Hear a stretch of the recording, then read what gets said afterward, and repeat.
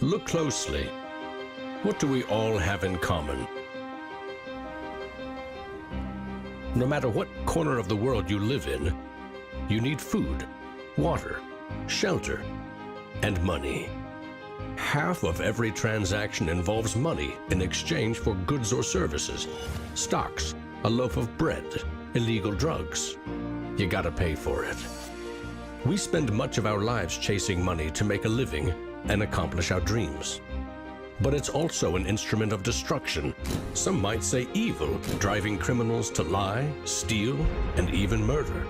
The existing banking system extracts enormous value from society, and it is parasitic in nature. Money is a catalyst for the worst and the best of human endeavor.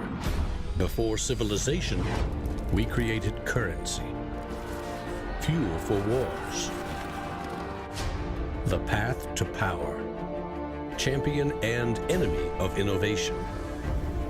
Money is so integral to our society and our global economy that its true nature remains a mystery to most. This is the story of money, perhaps the end of money as we know it.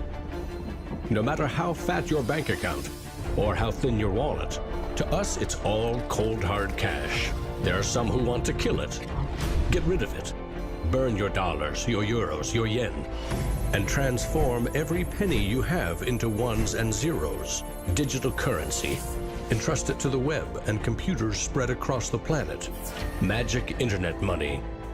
It's called cryptocurrency, Bitcoin. Invented in secret, it was a gift to the world. It's not just a currency, but it's actually programmable money. A potential curse on bankers. And there's nothing that the big banks or politicians can do to stop it. Breaking every government's grip on money supply. What the internet did for information, Bitcoin is doing for money. Could it be the new gold? No, you have to really stretch your imagination to infer what the intrinsic value of Bitcoin is. Regulators, the Federal Reserve, the banking system, please understand this is a thing that they have to take seriously. This is going to change the economic culture.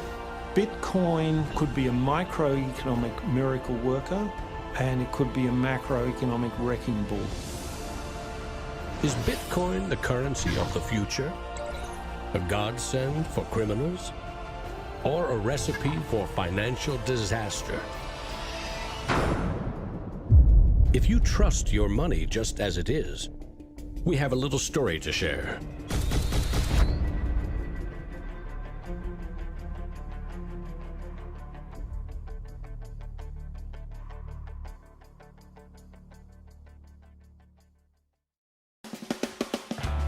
Once upon a time, there was a big party with everyone standing around the punch bowl, drunk.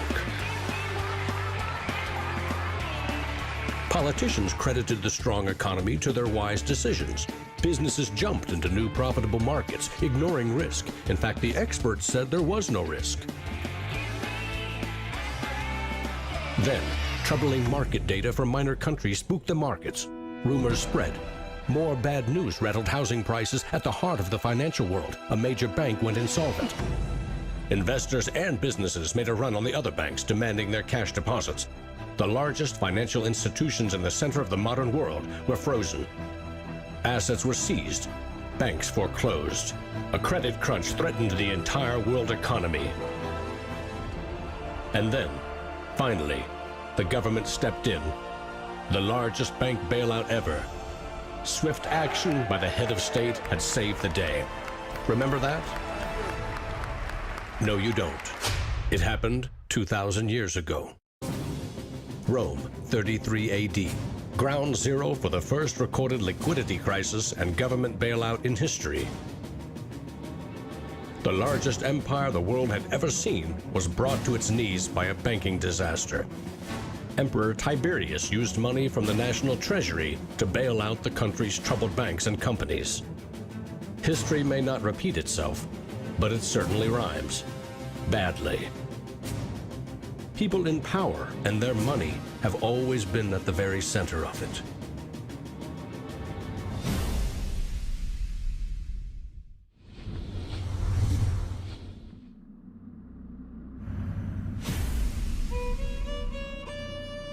The story of money is as old as civilization itself.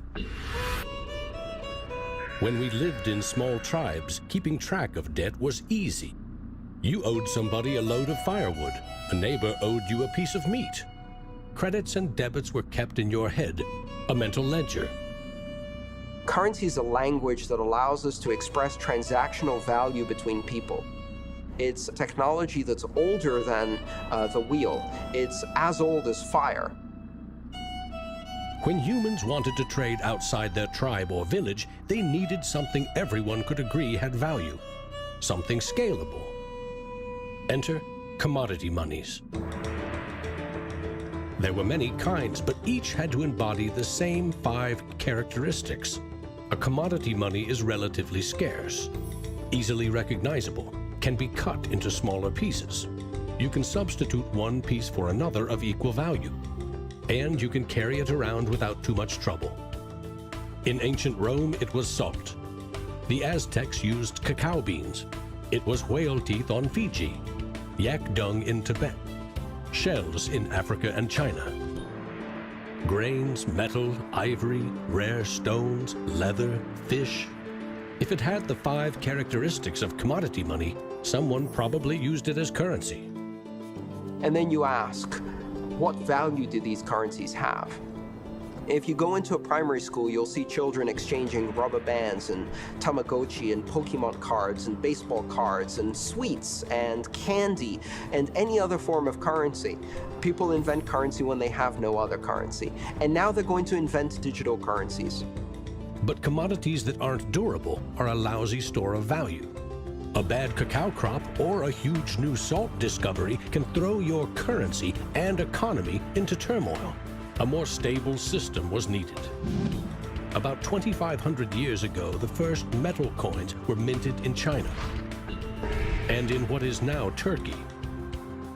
These coins shared the same 5 characteristics with commodity money, but were also very durable. In some cases, coins are the only thing left of entire civilizations.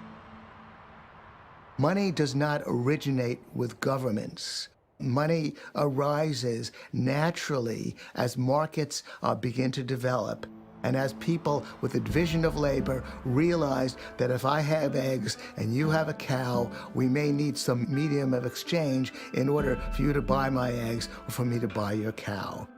Coins were an objective and universal unit of account, and they allowed people to buy and sell goods over vast regions. The market economy was born. Coins worked, but only if people trusted that the king or emperor who issued them wasn't cheating on the metal content. Using coins also meant that an authority now controlled the supply of your currency. Money and political power were inextricably linked, centralized. Minting coins in a steady and predictable manner allowed economic growth and stability. The Wushu coin in China retained its value for 500 years. In Constantinople, the solidus lasted for 700 years. But in those times, the coins didn't have this sort of milled edge. They were flat, and what used to happen was, as coins were passing from people to people, people would cut little bits off. And in fact, in some of the taxation that the kings would do would actually be take 1/8 of the coin off.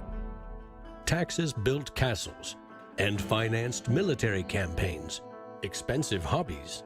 Soon, royal mints were substituting cheaper metals for silver and gold. This is called debasement, and Europe's kings made a habit of it.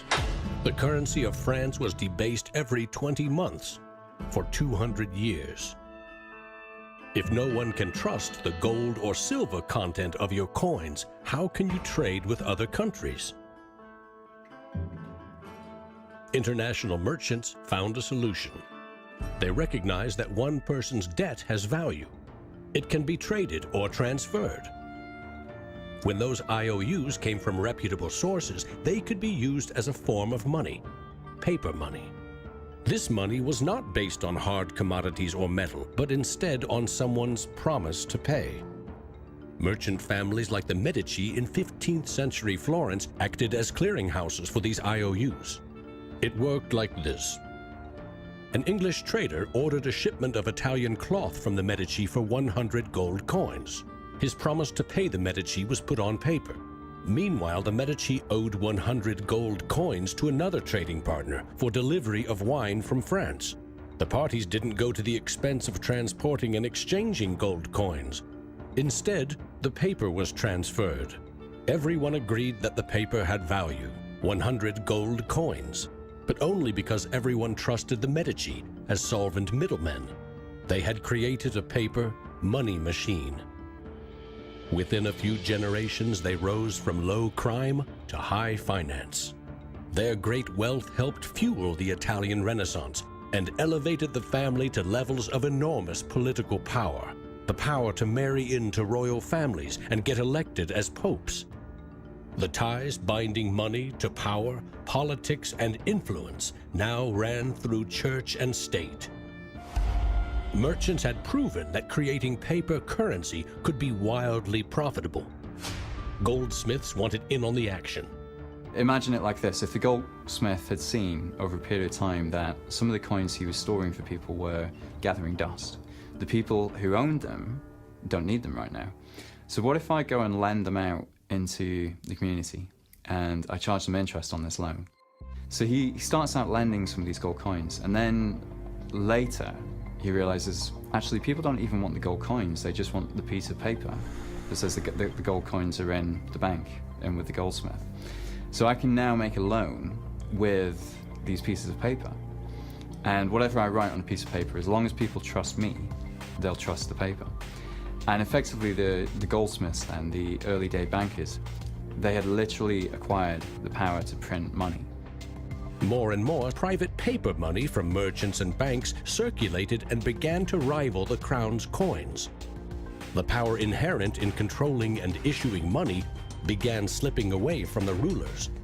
They couldn't tax or debase this new kind of money, but they had bigger ambitions than ever with trading posts, colonies, and empires that now stretched across the globe.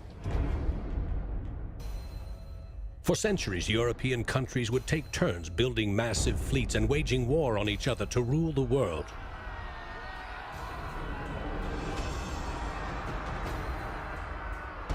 Government wanted to take the people's money in order to finance its wars. That's essentially the history of money. Money and warfare go together. War is expensive. 1 year's income taxes simply aren't enough. Kings and queens had to borrow money against future taxes. They needed a groundbreaking financial innovation: government bonds. The loans came from rich merchant families and goldsmiths, who by now had become powerful financiers and bankers. Sovereign debt and deficit spending had been born.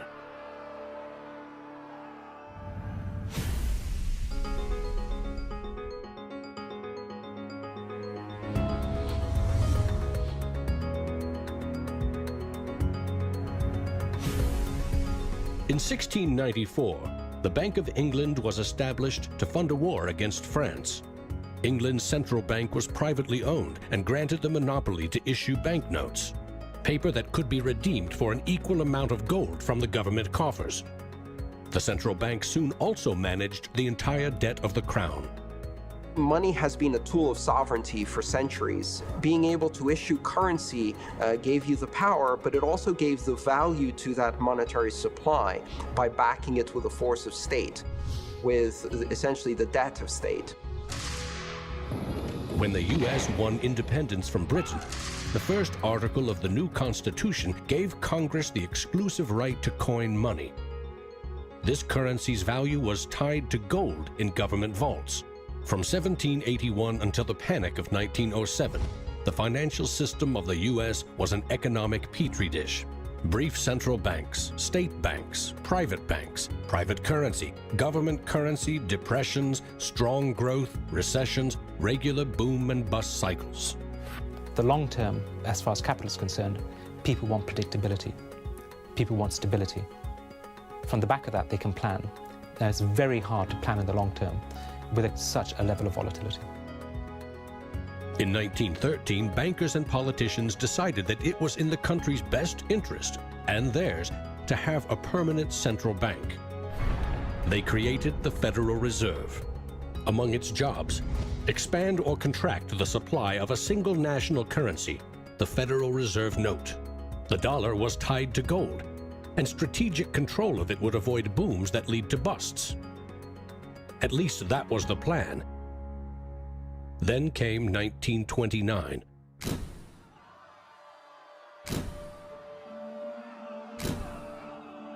The Great Depression would have a profound effect on monetary policy worldwide. I shall ask the Congress for the one remaining instrument to meet the crisis: broad executive power. Soon, the Fed had printed nearly all the money it legally could to pump life back into the economy. It needed gold to fire up the mint. So in 1933, President Roosevelt issued a controversial executive order, forcing all U.S. citizens to sell their gold to the Federal Reserve at a fixed price, or go to prison. The Fed offered far more cash to foreign governments for their gold. Many jumped at the offer. Gold flowed in, and dollars spread across the globe.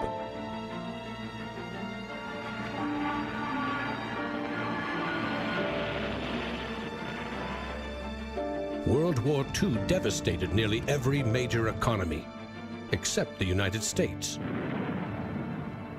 The military and industrial juggernaut emerged as the global financial superpower.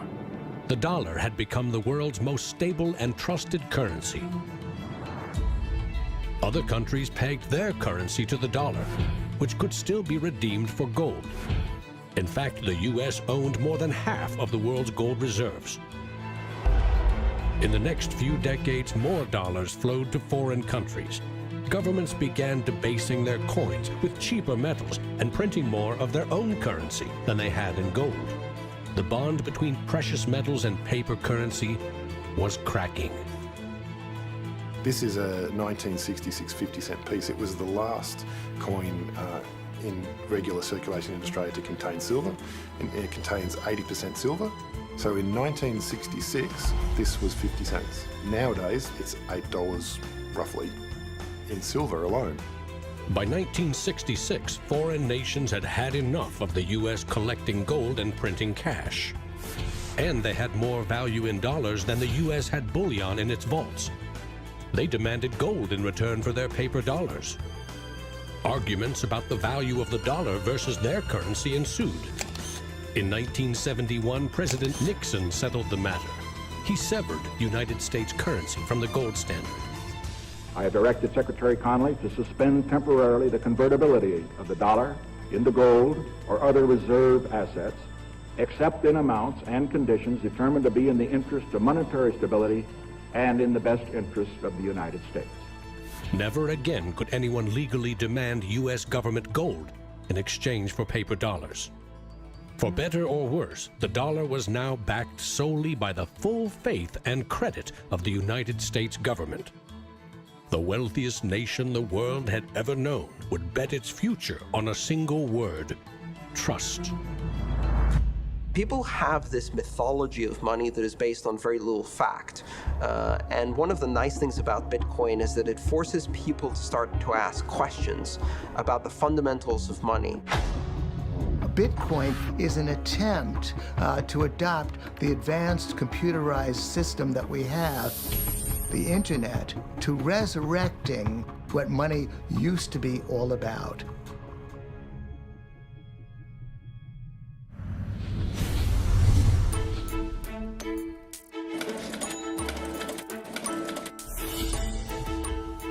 I think our dollar policies, our monetary policies, our fiscal policies have absolutely created a nation of debtors. Not just personal debt, not just corporate debt, but government debt. I mean, you have to look at those all together as one big thing. What is the wealth of the nation? Well, the wealth of the nation is a gigantic hole of money that we owe to the rest of the world that is never going to be paid back. Today, the United States pays more than $400 billion in interest to its creditors every year. When a government spends more money than it collects in taxes, it simply borrows more, or it creates more. At one time, every piece of paper money was backed by gold. Remember, for every $20 bill, there was $20 worth of gold in a government vault. Not anymore. Today, governments create currency by first creating bonds or treasury bills. These bonds are sold in the market, generating funds for the government that issued them. Large banks buy U.S. bonds to flip them, selling them to the Federal Reserve at a profit. This is the magic money machine. You see, the Fed is America's central bank, but it doesn't have any money. No cash on its balance sheets. When a bank buys a bond and takes it to the Federal Reserve, the Fed simply says, "Thank you, Mr. Banker. Here's the principal and some profit." New money isn't exchanged. It simply appears on the bank's accounts. Magic. For 100 years and counting, the precise mechanisms of these bond purchases have remained a secret. Here's where it gets really interesting. The Federal Reserve is not a government agency. It's a private entity, and its shareholders are banks which earn a dividend. As much as $80 billion per year total are paid out to some of the very same banks that sell the government debt to the Fed. Which banks? Don't even bother asking. That's also a secret. In other words, the magic money machine answers to no one.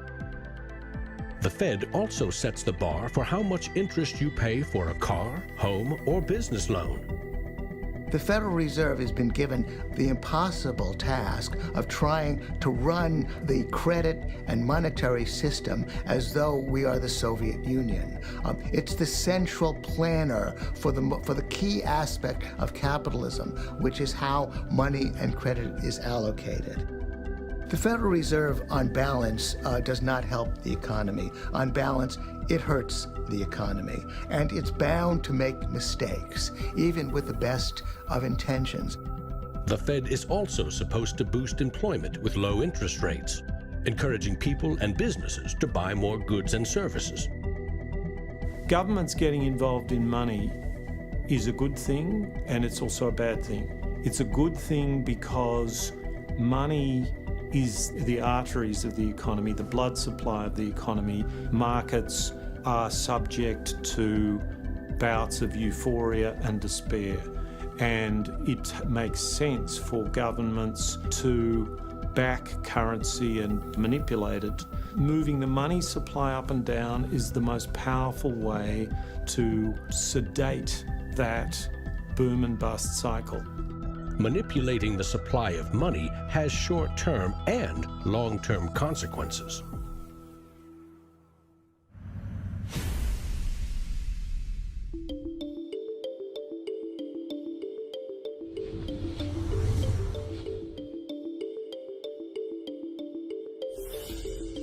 Central banks aim to create new money carefully, strategically, and very, very slowly. Releasing more money into the economy causes prices to rise, ideally by 2% every year. That's supposed to foster economic growth. But 2% inflation means the buying power of one cash dollar in your pocket today will be 98 cents next year, and less nearly every year to come. Since 1913, when the Federal Reserve took over the United States dollar, we've seen that the United States dollar has decreased in value 98%. Inflation is a far higher tax because on your income you pay it just once. If inflation is 2%, you're paying a 2% tax on your net worth every single year, your net worth held in currency. So, what does that mean? If you earned $1 in 1913, you could buy 16 loaves of bread. Today, $1 barely buys you one.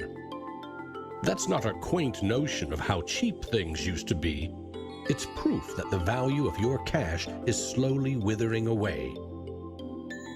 That $1 invested at 2% in 1913 would now be worth $7.24. More than 600% return versus a near total loss. The US dollar has gone from being worth $1 to now being worth about 4 cents. So that's, 96% of its original value. And it's a direct result of government control. Governments don't create money from thin air all alone. You play a key role in the magic money machine.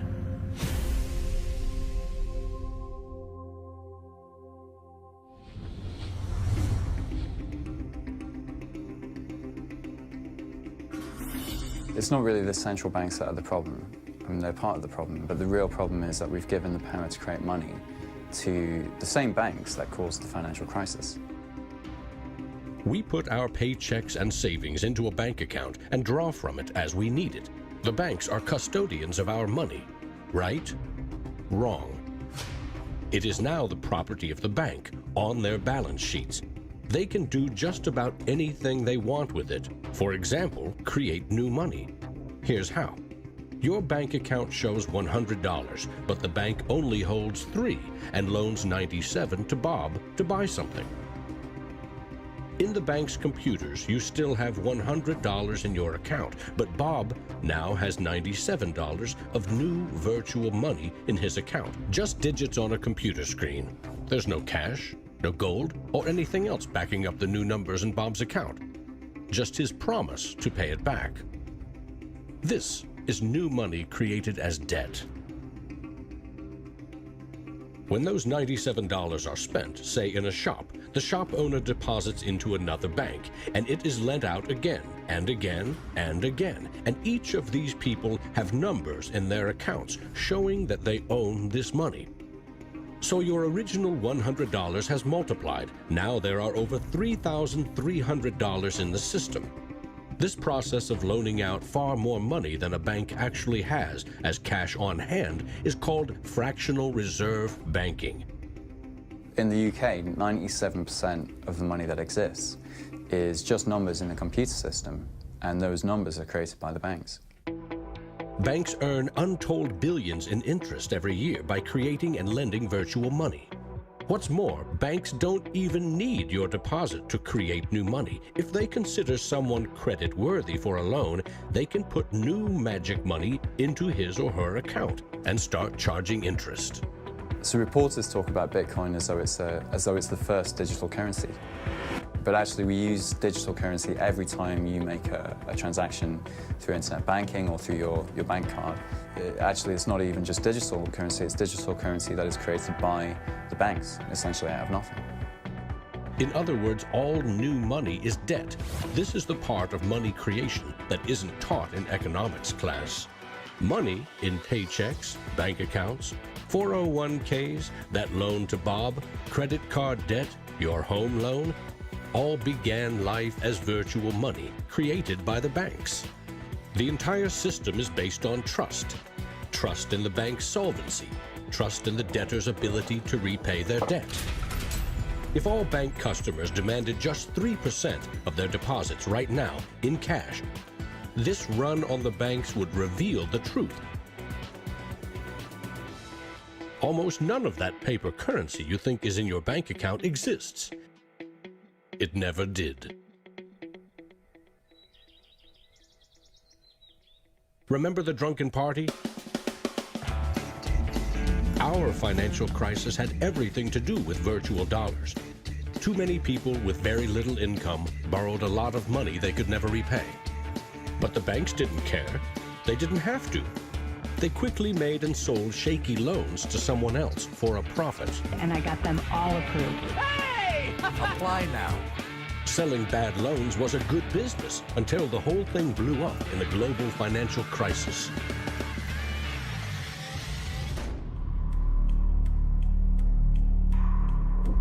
The magic money machine destroyed 30 million real jobs. The United States alone lost $16 trillion in household wealth, and the banks foreclosed on more than 1 million homes.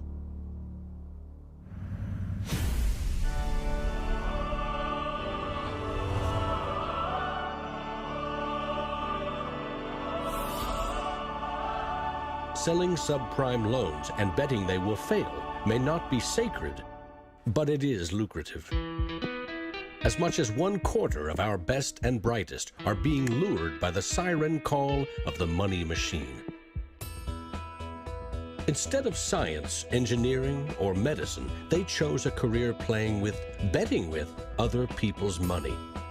To get rich quick, very rich. And sometimes they take shortcuts. Getting by on a nickel and a dime. Money has a funny way of bringing us down. They say it makes the world go round and around. My ancestors in Greece talked about the corrupting influence of power.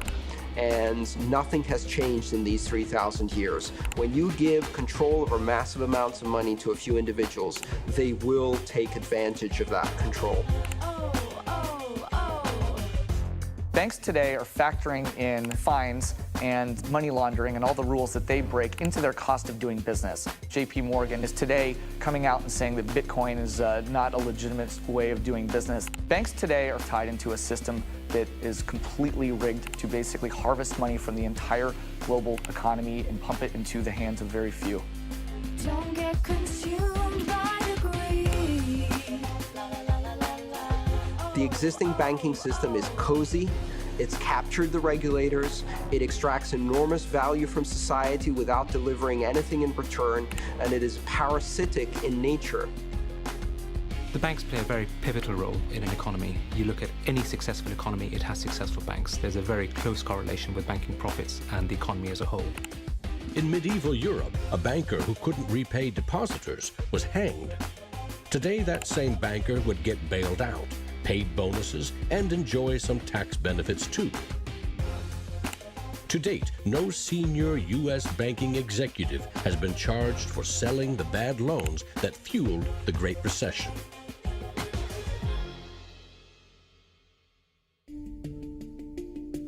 In December 2014, just 6 years after the last banking crisis brought the world to its knees, a congressman snuck a last-minute provision written by Citigroup into a crucial funding bill. The provision allows the largest U.S. banks to once again make risky derivatives bets with bank deposits. But no need to worry. If the banks implode again, lost deposits must be paid back by U.S. taxpayers.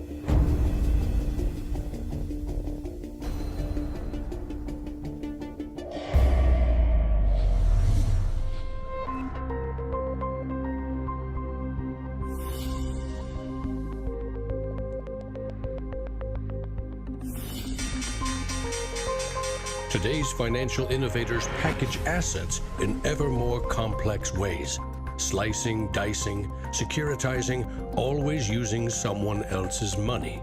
They sell debt, transfer risks, leverage bets.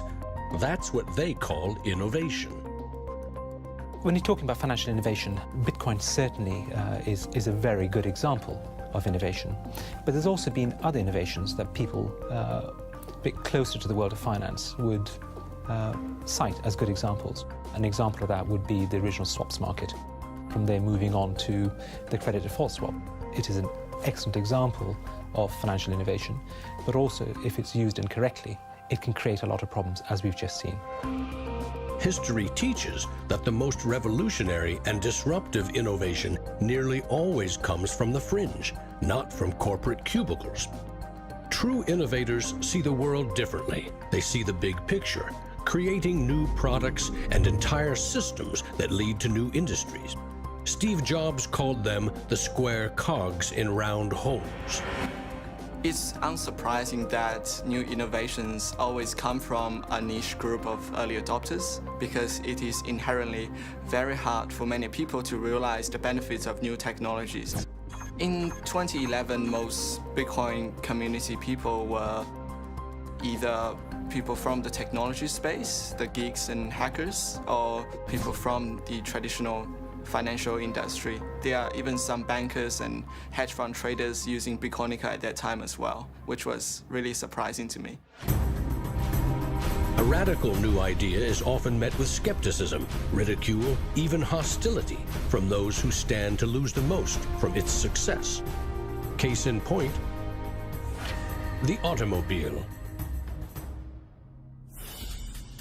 In the late 19th century, Carl Benz and others built the first cars, contraptions that could threaten the stagecoach and railroad industries. These self-propelled vehicles, or road trains, would certainly scare horses, injure people, and damage roads. Cars, the railroad barons said, were just too dangerous. And to protect us, they used their power to pass a law in 1865. It required every automobile in England to observe a 4-mile-per-hour speed limit and to be operated by a crew of 3, a driver, an engineer, and a flagman. This heroic flagman walked in front of the car to warn fellow citizens of the coming danger. The railroad tycoons, the lawmakers, the self-appointed gatekeepers used regulation to stifle innovation. But they didn't invent the flagman. He's been around for a long time. For centuries, very few could read. Books were copied by hand. The people in control, political and religious leaders, wanted to keep it that way, and they greeted Johann Gutenberg's printing press with licensing laws, publishing bans, taxes. In some parts of the world, printing was a crime punishable by death. After all, they were just protecting us from dangerous ideas. Before the printing press, there were an estimated 30,000 books in all of Europe. 50 years later, there were 10 million. As Gutenberg's invention flourished, the Dark Ages withered. Progress couldn't be stopped. But the flagman never stops trying. His masters set him loose on each of these innovations because they threatened someone's profits, someone's control. But remember, this is a story about money. What if a technological innovation allowed anyone in the world to be their own bank? To create a currency free from taxes and banking fees?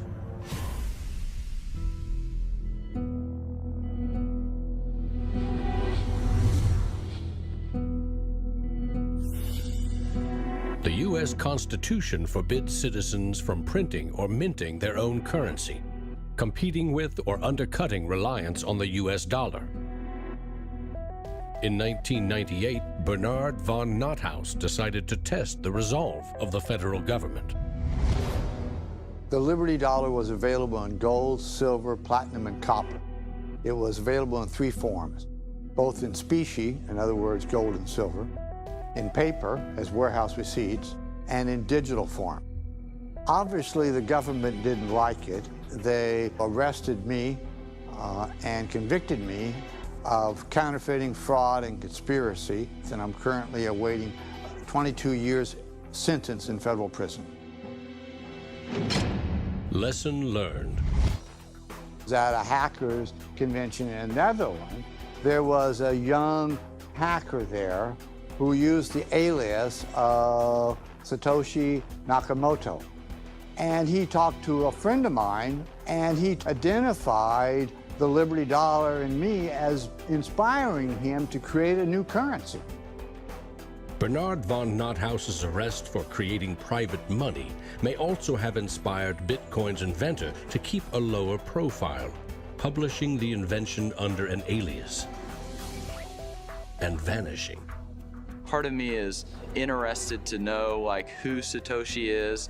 Maybe that's part of the mystique of the story. It's completely irrelevant to the functioning of Bitcoin because we have the code to read, but it would be kind of fun to know.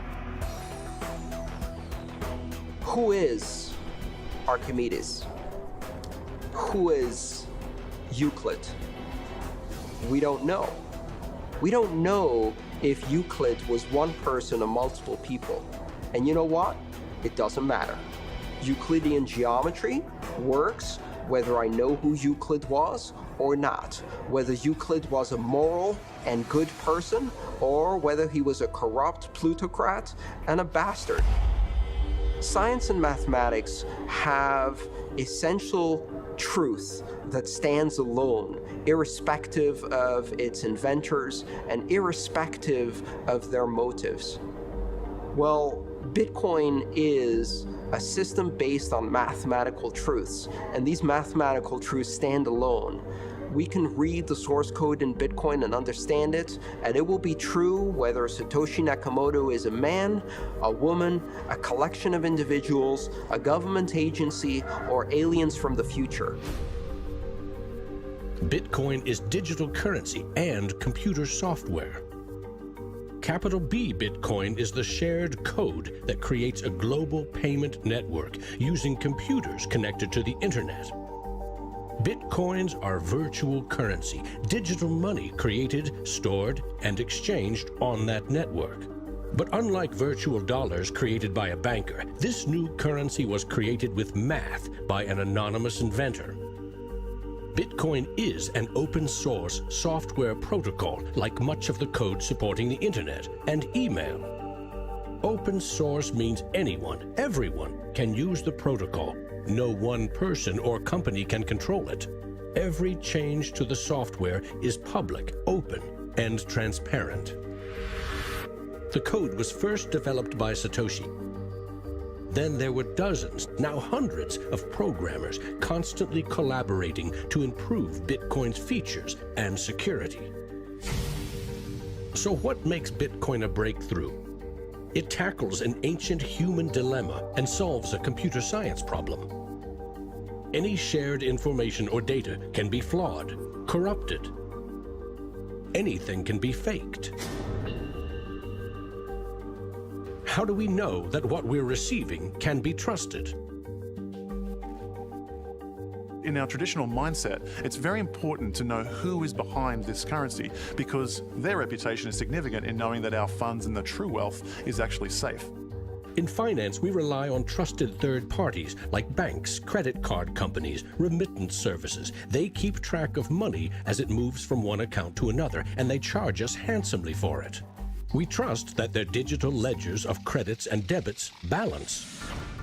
A financial system that cuts out these middlemen could be faster, cheaper, and more secure.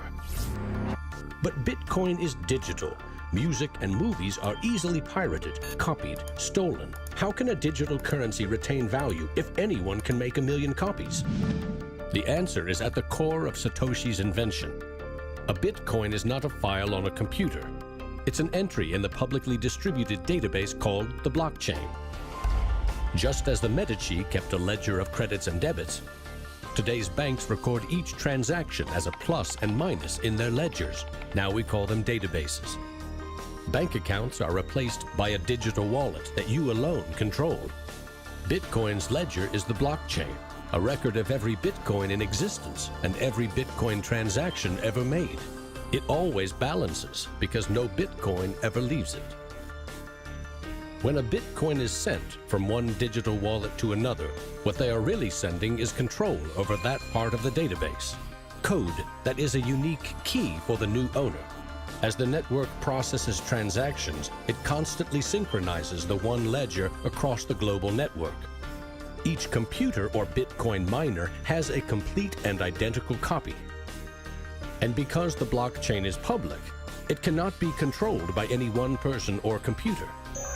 Owners of the Bitcoin mining computers are rewarded with new Bitcoins for processing transactions and keeping the network secure.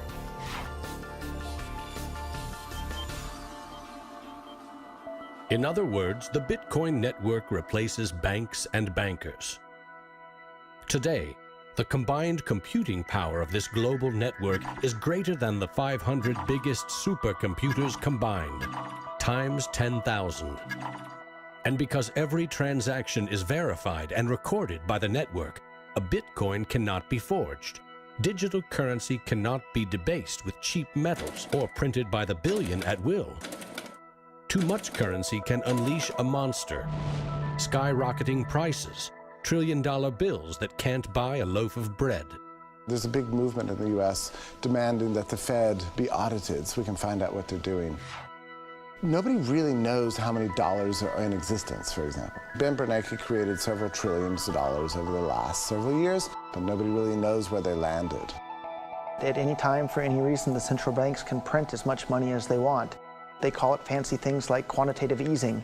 And when they do that, it makes the dollars or euros or yen that you and I have worth less. So if the world starts using Bitcoin as their currency, It can't be controlled by central bankers or politicians. Remember, central banks create money to boost the economy and try to pull it back out before inflation heats up. But no one knows how much magic money global banks are creating to boost their profits with questionable loans. Bitcoin's completely the opposite. It's totally transparent. You know exactly how many exist. The computer code behind Bitcoin has a built-in brake pedal, cutting the creation of Bitcoins in half every 4 years. This ensures a transparent, controlled scarcity and ultimately limits the total number of Bitcoins to 21 million. No lobbyist, no politician, no banker can create more or change the mathematical rules dictating their creation. Advancing accountability. And that's one of the things I think is most exciting about Bitcoin and the technology behind it, is not so much that it will supplant the dollar or that it will supplant government itself, but that all of a sudden there's a competitor to government, and that government itself now needs to look over its shoulder more than it did. This new digital currency can be purchased online with a credit card or in person with cash. And it has the 5 key characteristics of money. But is it a store of value? Is it stable, or will it diminish over time, like a commodity rendered useless or a crop that fails? The ultimate power of a cryptocurrency is unleashed by mainstream adoption and an ever-growing volume of transactions. With Bitcoin, the currency has been created much more slowly than other currencies. And the effect of that has been to turn it into what is essentially a speculative asset. If you ask a lot of Bitcoin enthusiasts whether they're spending the currency, they're not. They're sitting on it and waiting for the price to go up. It isn't a currency if you don't use it to pay people. The point is, the average person is quite happy to walk into a bar and hand over, a $5 note in order to get a drink. So you've got to realize that most people are happy with the money system they have. If most people are happy with cash, they're in love with plastic. In the US, 2/3 of in-person sales are done with debit or credit cards. That plastic is a 60-year-old technology, created by a middleman, never designed for the internet. Each transaction requires personal data, like your name and address. Credit card databases are regularly hacked, with fraudulent purchases charged to your account. Criminals buy and sell stolen credit cards by the thousands in dark corners of the internet. In some parts of London, 1/3 of all online credit card transactions are fraudulent. Card issuers don't hold you responsible for fraud, but protection comes with a price. 2 to 4% in fees. That's $50 billion a year. The issue with credit cards from a merchant's perspective is there's a lot of risk. If they take a credit card, there might be a chargeback, there might be fraudulent purchases. In fact, there's hundreds of billions of dollars every year in fraudulent purchases. A Bitcoin purchase is done for pennies, but there are no protections. If you lose your passwords or are fooled into paying the wrong person, you can never get your money back. It is like digital cash. For a seller, this means no chargeback risks. For an e-commerce company like Expedia or Overstock, cutting credit card fees can double their profit margin. You could not miss the point more effectively than by thinking of Bitcoin as a currency and payment network that will make shopping easier for the first world. Bitcoin is about everything else, everywhere else. There are 2.5 billion people without a bank account. With Bitcoin, a mobile phone with an internet connection is now a bank with access to the global marketplace. What happens when Bitcoin services and infrastructure and Bitcoin wallets and payment processors start going into these countries? These people will be able to gain benefits from trade where they could not previously. These people will be able to send money home, international remittance, which is one of the major pain points of the current financial system. Yeah, if I send $100, with banks it's going to cost me 20%, Western Union is going to cost 10%, other options that are competing with Western Union is still going to be about 5%. And if you are sending to really remote areas, it's going to be anywhere between 15 and 30%. So in terms of money remittances, it's going to be a game changer using Bitcoin. You do not need a bank account. You just need internet connection and a wallet to get set up. It's a tool to give people an access into the global ecosystem and give them a promise for an economic future, and specifically provide a way for them to not be dependent on a government that could shut down their bank accounts or even could go into their bank accounts and take out finances. Goldman Sachs came out with a report and they basically looked at if you were to replace all transactions globally, so FX, bank-to-bank transactions, with the Bitcoin protocol, and still charging 1%, mind you, it would save the global economy $200 billion, so not million, $200 billion a year in saved transaction costs, which ultimately goes back into the hands of the consumer. An international wire transfer can take up to 4 days. Yet the internet allows us to instantly and globally share text, pictures, videos, anything digital. Why not money? Money, which we now know only exists as digits in a bank's database. Wouldn't it be great if you could send Bitcoin transactions just simply via a tweet? For example, you would say at the end of money, $1 worth of Bitcoin. And so we built just that. All you have to do is hashtag it with TipperCoin, press send, and our Twitter bot will process the transactions, notify you, and give you a link. And this will allow you to either withdraw your Bitcoins or send it to someone else. With Bitcoin, you can send $1 or $1 million worth of value anywhere in the world. You can do it for free, or you pay the Bitcoin network fee, which is still just around a penny. And there's nothing that the big banks or politicians can do to stop it. A cryptocurrency that can only be created and transferred with computer networks may be the next step of the digital revolution. The rise of machines, self-driving cars, drones, robots that rely less and less on humans. What I often think is that the future of Bitcoin or digital currency from a broader perspective is really about machine-to-machine payments. So by the time you have an unmanned taxi driving you around New York and then going to power up at an unmanned power station or going to get repairs at an unmanned auto shop, you'll see the machine-to-machine payments done with some sort of digital currency.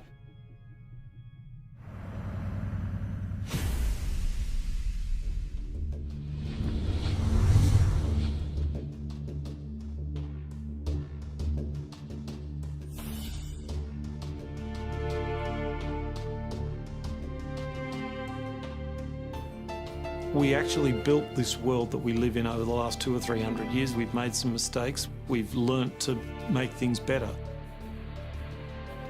The idea that there's some magic key, that if you just sort of stop doing a few things, that there'll be this perfect order that will settle, is a very childish, ideological delusion, in my opinion. But that is not to say that Bitcoin isn't an exciting thing. It's a terrifically exciting thing. But we have to try and engage with it with working minds, not with magical thinking. People are suggesting that it's going to be another world currency, rivaling the dollar or the euro or the yen. I think that's not going to happen. I prefer to trust the banks or the central government compared to the Bitcoin is because someone's accountable. Whereas with the Bitcoin, it's completely deregulated.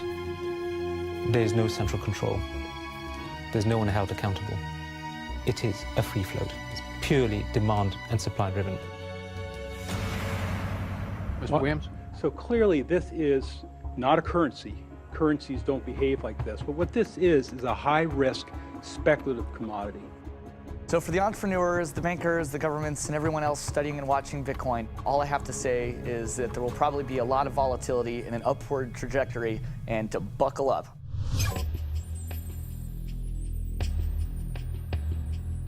Criminals, scam artists, bad actors are drawn to any kind of money like a moth to a flame. Silk Road was a marketplace that was online. It existed in the underground web. Now, this marketplace allowed people to sell things that were illegal to governments. Fake IDs, pirated music, Bibles in North Korea. Are cryptocurrencies inherently bad, or just the newest tool to acquire the forbidden? Porn is illegal in Iran. Well, there's a few percentage points of sales on Silk Road was to sell porn to Iranians.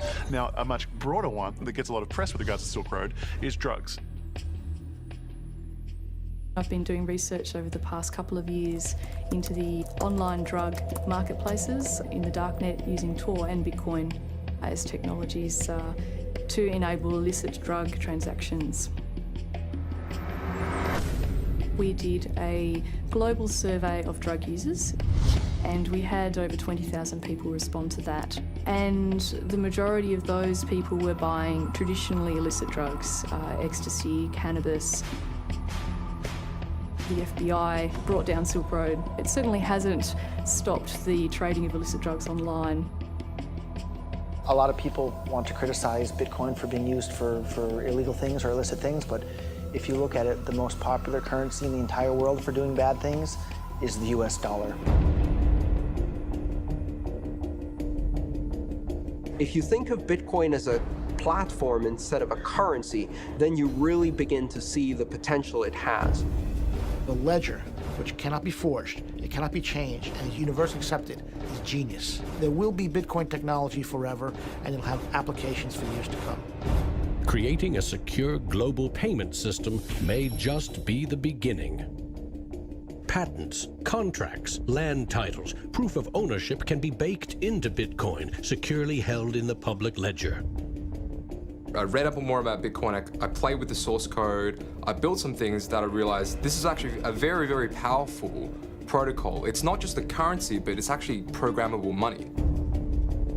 The digital age has fundamentally changed the world. We have embraced digitized music, film, medical records, communications, the internet. The free exchange of information and currency can fuel revolutions, help in a disaster. But our money is shackled to the 20th century, manipulated by governments and banks.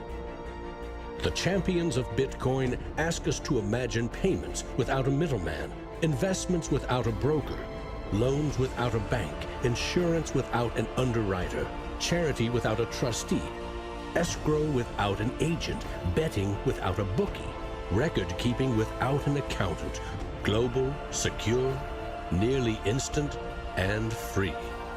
Is it fantasy or the future of money and commerce?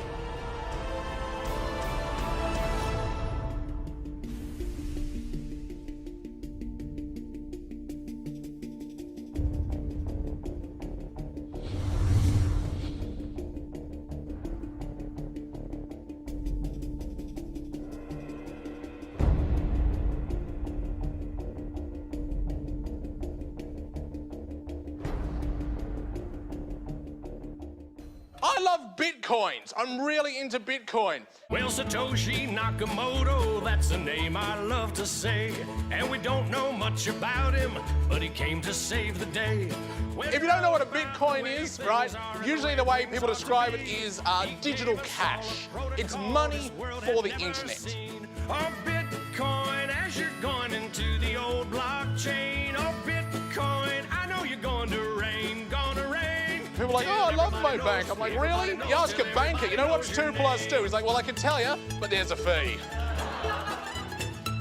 Down the road it will be told about the death of old Mt. Gox, about traders trading altar coins and miners mining blocks. Now, Bitcoin is a new technology. I like to say it's banking light. All of the convenience, none of the evil.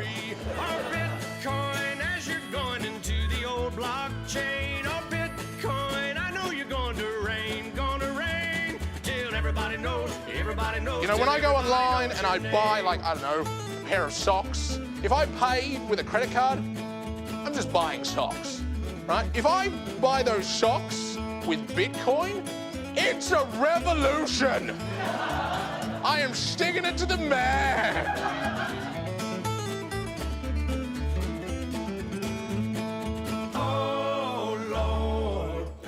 Me some more. There's always people who are not ready to get into the new technology. You know, like when the internet came out, there was people going, nah, I don't think this is going to be popular. And then email came out and people were like, nah, this isn't gonna catch on. And now Bitcoin comes out and people are like, I don't think, I'm like, aren't you sick of being wrong? Get on this train, you know?